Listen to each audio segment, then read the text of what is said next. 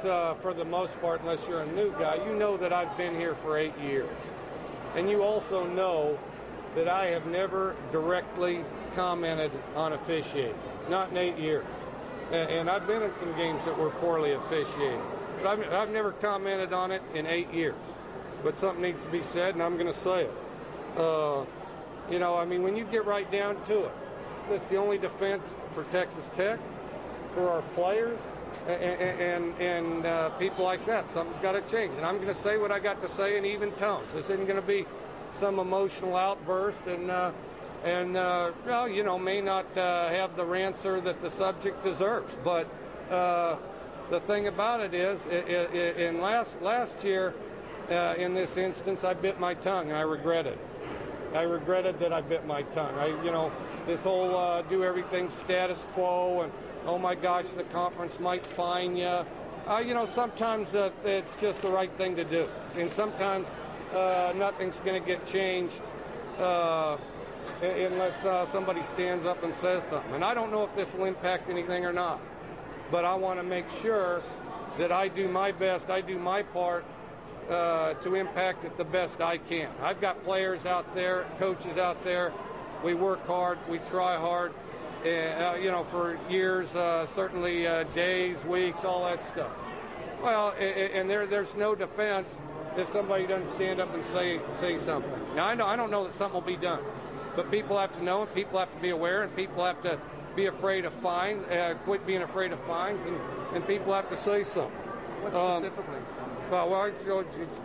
Go ahead. I'm sorry. Are you gonna? I mean, are you gonna misbehave, or I mean, you don't want to be dismissed, do you? This is pretty good. No, I'm waiting. I mean, that's about as good as it gets, you know. I mean, hang on to your seat here. Am I going to answer questions? If I'm going to have to pay a fine, damn right I'm going to answer questions. Okay. I think Walt Anderson, as he's taken over the officiating in the conference, I've seen things improve. I've seen a lot of things improve. And I think overall a lot of things this year are better than they have been in the past, and perhaps in some areas the best year. Okay, this is the second year, and I want this really clear too. I want this really clear. And I told Mac Brown this, and I told him, you know, that I had some things to say. This doesn't take anything away from him, his team. He's a great coach. He's got great players. He's got a great team. Doesn't take anything away from them or their effort, because the Texas players had nothing to do with the officiating. This second year in a row that an Austin resident has through officiating, negatively impacted the football game, the integrity of the football game. I think that's unfortunate. And I think it's disturbing that Austin residents would be involved in this. I think, likewise, I think it would be disturbing if a Lubbock resident was involved in the officiating of a game.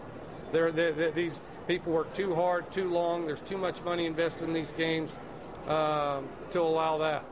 And I would be interested in some of these people's alma maters.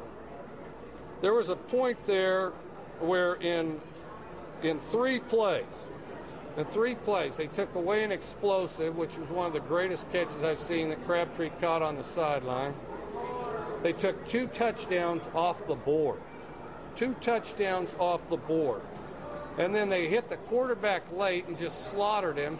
And then after that, in taking the touchdown off the board, they have the temerity to call us for holding. Okay, and then that last interception there, I think the holding and the interference was pretty obvious there. And I mean, we can ignore it, and I can ignore it, and I might have to deal with it again next year, because right now I'm 2 years in a row. But I'm not going to be quiet anymore. I'm not going to be quiet anymore. The other thing is sometimes with officiating, there's a little balance sheet, this many calls, that many calls, all that. The timing of when things happen is critical. The timing of when things happen is critical. We're getting ready to march down there and really make a run early the second half, and we were prevented from that happening for us. Prevented, and it was prevented by officiating. Pass interference, we talked about that.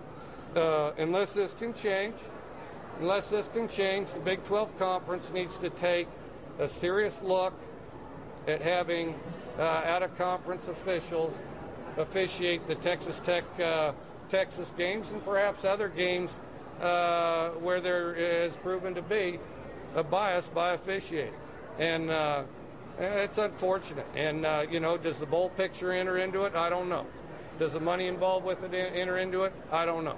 But all anybody has to do really is look at the film, and it's apparent. And so, questions? Which official is from Austin? You know which one it is? I'll let you look that up. Well, let me try to keep it as impersonal as possible, even though am I condemning the crew? Hell yeah, I'm condemning the crew. Does your team feel like this? Your team is behind you on how you feel about the officiating?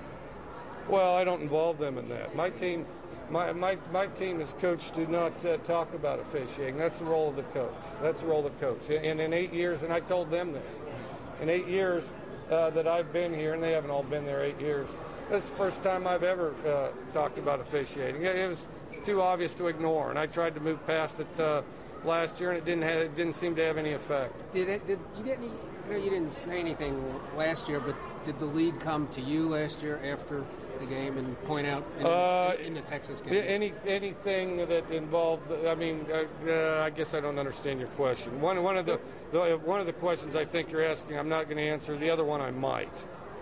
Well, there were some controversial calls in Lubbock against Texas last year. There were some bad calls in Lubbock last year, atrociously bad. And probably even a shade worse than this year. Did the league acknowledge it to you last year? Begrudgingly, and it was obvious. I mean, you know, somehow, and this was interesting to me. Somehow the video leaked out, and there was a suggestion I had something to do with it. Well, hey, that game was on TV. And what happened in that game speaks for itself. And anybody that saw it, apparently it was, I don't know how to use a computer, but apparently it was on something. And as you look at the computer or whatever, and as you look at it, you tell me how that game was officiated. What do they have to do to fix this that would satisfy you? Well, for one, I don't think people that live or are alumni of a team need to officiate. I think that's number one. I think extensive training. And which Walt, I think, has done a tremendous job of extensive training. I think there's some people that have proven to struggle in key situations that need to be eliminated. You know, I mean, national championship games have actually ridden on these things by missed calls and bad officiating. And you know, I mean, I think of the game Miami and Ohio State. You know, it was decided by a bad call.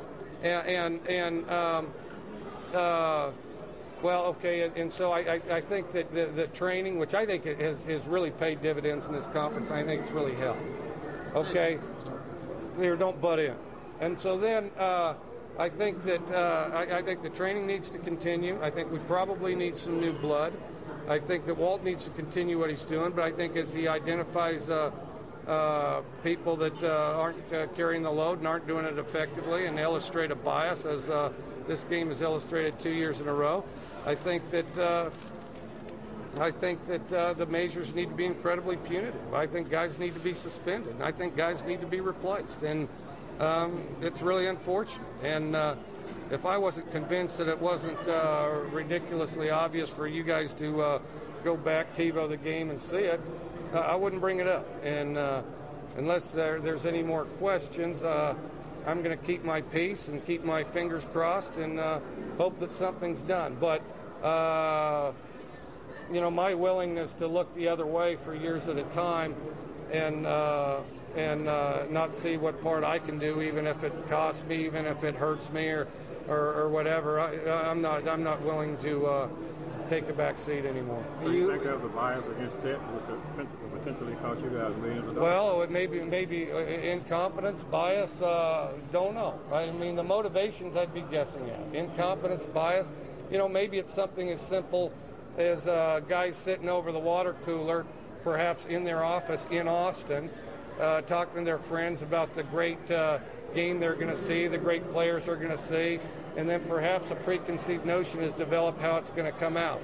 and maybe people see the things that they've previously convinced themselves that they're going to see. I don't know, but I'll say this: we need to look in. I mean, why wouldn't all the conferences agree to have a group of officials trained nationwide, fly all over? I mean, why wouldn't we have one from California, one from New York, one from Florida, one from Michigan, one from Mississippi, officiating our game, and then the same with other games, so that we clear all this out, so that we ensure that there aren't any agendas, and you know, and obviously, so if there are agendas, people got to be eliminated. If there aren't agendas, raise your hand. If there aren't agendas, then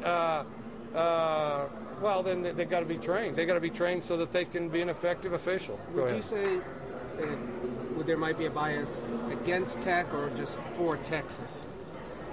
I haven't ruled it out. That could be argued a variety of directions. Perhaps there's one for Texas. Perhaps you know, somebody that's higher bowl-wise that stands to make more money has a level of preferential treatment. I don't know. I mean, like I say, I can't guess at the motivations, but I know it needs to be solved, and it's Walt's job to solve it, and I'm convinced he will. I'm convinced he will, but I think it needs to be solved at a faster rate.